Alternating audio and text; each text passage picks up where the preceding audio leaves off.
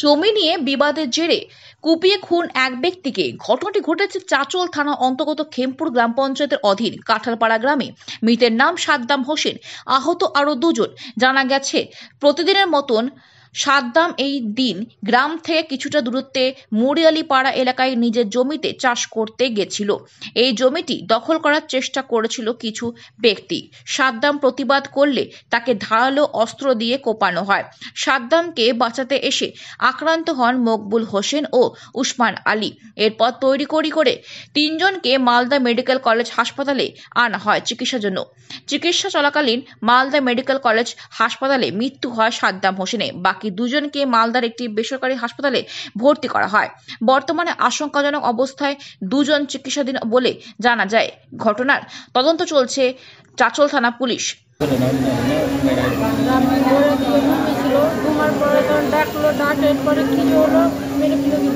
কোথায় গিয়েছিল? মানে জমিতে। কতজনকে মেরেছে আপনাদের? স্বামীকে মেরেছে, মেয়ে ফেলে দিয়েছে। ন্যায্য বিচার চাই। কারা মারলো? বিজলির লোক।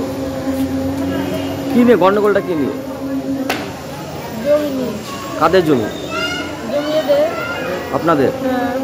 কারা দখল করছিল? ওরা দখল করছিল। আপনি বাধা দিয়েছিলেন নাকি? বাধা দিতে গেছিল যে এটা আমাদের জমি, তখন মেরে দিল। কি দিয়ে মেরেছে? যা পেরেছে, যা ইচ্ছা হয়েছে, ইচ্ছা মতন মেরেছে, মেরে ফেলে দিয়েছে। আমাদের এটা ন্যায্য বিচার চাই। আমার দুটা মেয়ে আছে। আমি কি জমি নিয়ে বিবাদ, তারপরে জমিতে গেছিল আর এরা 2-3 জন গেছিল, ওরা অনেকজন এসেছিল, এসে একে একা ধরে অনেকজন মিলে মেরেছে। কয়জন আহত হয়েছেন? আহত হয়েছে 3 জন, আর একজন মৃত, 2 জন ভর্তি আছে। কোথায় ভর্তি আছেন? অ্যাপোলোতে। কতটা জমি নিয়ে গন্ডগোল? জমি 2 বিঘার মতো। মানে জমিটা কাদের ছিল? জমিটা এদেরই, সাদ্দামে। আর কারা দখল? ওরা দখল করে নিয়েছিল, এরা আবার গিয়ে ওখান থেকে আবার ওরা এসে এদেরকে মেরে ভাগিয়ে দিয়েছে, জমি থেকে মারা গেছে।